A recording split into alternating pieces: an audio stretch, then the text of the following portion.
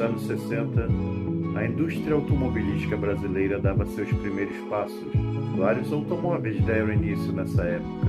Os pioneiros foram carros como o Aero Willys, o Sica Xambó, o DKV, o Fusca, a Kombi e o Gordini, que na ocasião era o Dalfini. Mas em especial dois carros fizeram muito sucesso nessa época e rivalizaram. Falo do Aero Willys 2600 e o Sica Xambó, que por incrível que pareça eram muito parecidos visualmente, mas mecanicamente eram bem diferentes. É sobre esses carros fantásticos que vamos falar no vídeo de hoje, contando o começo da história da indústria automobilística nacional e nessa rivalidade que marcou época entre o Aero Willys e o Sica. Houve uma época em que o Sica Xambó dividia as ruas das principais capitais brasileiras com o Aero Willys. Eram os dois carros de luxo mais conhecidos do Brasil. É sobre este comparativo que vamos falar no vídeo de hoje. O Aero Willys 2600 estava no auge do sucesso, ainda longe da ameaça do Ford Galaxy. Sua única preocupação era seu concorrente direto, o Sica Xambó, em uma época onde produzir carros não era apenas uma forma de negócio, mas uma verdadeira arte. O Aero Willys chegou às ruas em 1960, mas o modelo 2600 apenas em 63.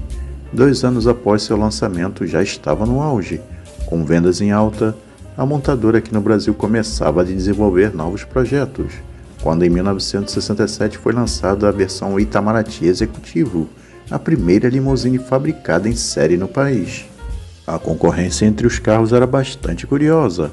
Duas montadoras que lutavam por uma fatia de mercado dos sedãs da família de luxo, mas que na prática eram duas subsidiárias da Ford, a Sica francesa e a Aero Willys norte-americana, que teve seu projeto herdado de um modelo já descontinuado pela Ford. O Aero Willys 2600 levava a vantagem de ter uma melhor relação força-consumo, equipado com motor 6 cilindros, derivado da família Jeep. Já o Sica Xambó, utilizando o velho motor V8 de válvulas no bloco, herança da Ford francesa, entregava um desempenho menos favorável. Ambas as montadoras foram uma espécie de espólio de guerra para a Ford. A Sica, uma montadora francesa que pertencia à italiana Fiat, em 1939, com o início da Segunda Guerra, com as relações rompidas entre os dois países, a marca passou a ser exclusivamente francesa. Já o Willys Overland, desde sua fundação em 1908, basicamente foi uma subsidiária da Ford. Após a Segunda Guerra Mundial, ambas as montadoras Sica e Willys foram absorvidas pela Ford. No final da década de 60, a Ford passa a entender que ambas as marcas haviam se tornado obsoletas. A Willys é definitivamente absorvida pela Ford e a Sica é vendida para a Chrysler, que inicia no Brasil o conhecido projeto dos Dodge V8. Voltando ao comparativo, no quesito estabilidade, o conjunto carroceria, chassi e suspensão do Aero Willys era um dos mais eficientes do mercado, com uma suspensão mais rígida. Já com relação ao Sica, o conjunto carroceria, chassi e suspensão entregava o equilíbrio sugerido para a época. Mesmo assim, era sempre bom o motorista ficar atento em curvas de alta e piso molhado. O motor de 6 cilindros do Aero Willys era de manutenção descomplicada e com um tempo de vida útil bastante longo. Já o Xambó utilizava o motor Aquilon 2.5 V8 que rendia 140 cavalos. Era de manutenção descomplicada, mas a relação consumo e potência nunca foi seu forte. O câmbio de 4 marchas do Aero Willys era eficiente, mas não tinha engates muito precisos, perfeitamente compreensível se tratando de um projeto da década de 40. Já o Sica tinha um câmbio manual de 3 marchas, com alavanca na coluna de direção. Exigia manutenções preventivas constantes, para não haver problemas como encavalar as marchas. O consumo não era um dos fortes do Aero Willys. Seu motor de 6 cilindros fazia 5 km por litro, marca igualmente obtida pelo Sica Xambó, que também fazia 5 km por litro de combustível. O interior do Aero Willys era condizente com o carro de luxo que ele era. Um painel bem completo, muito bonito e composto de vários instrumentos. Neste quesito, o Cinca Chambord não ficava nada a dever. Seu painel contava com odômetro parcial, ventilação dinâmica para desembaçar o para-brisa, aquecedor era opcional, acendedores de cigarro dianteiro e traseiro. Em 1965, a Aero-Ilhas ganhava melhorias em suas linhas, como a nova traseira, mais baixa e com novos desenhos de lanternas, além de novos contornos do farol. Já o Cinca Chambord recebia teto mais alto, para-brisa e vidro traseiro maiores e colunas traseiras mais largas. Na frente, a grade ganhava um escudo ao centro. As novas lanternas traseiras incluíam luzes de direção em tom amarelo. Apesar do melhor desempenho da série Tufão, o motor continuava sendo o ponto fraco do Cinca.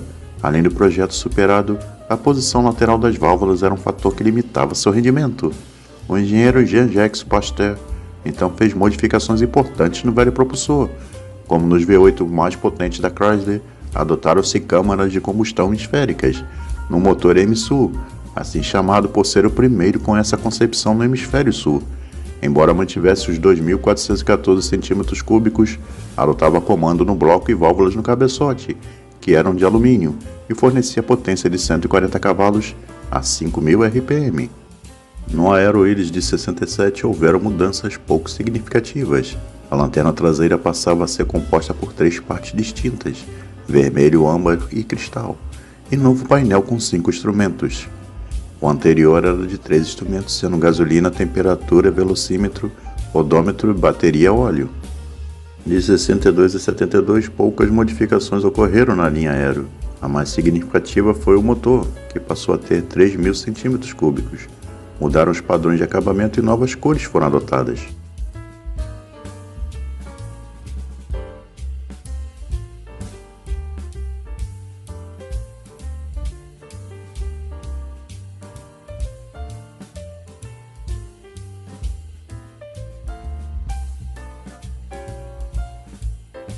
No início da nossa indústria automobilística, Cinca e a Aero-Ilhas foram o símbolo máximo de status e requinte, com leve vantagem para o Aero-Ilhas.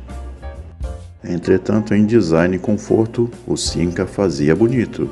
Eram carros maravilhosos para sua época, que hoje em dia, infelizmente, a indústria automobilística nacional não conta mais com sedãs desse luxo. Agradecemos aos amigos por terem assistido até aqui nosso vídeo. Não esqueçam de curtir e compartilhar. Se ainda não for inscrito em nosso canal, se inscreva. E até a próxima, pessoal!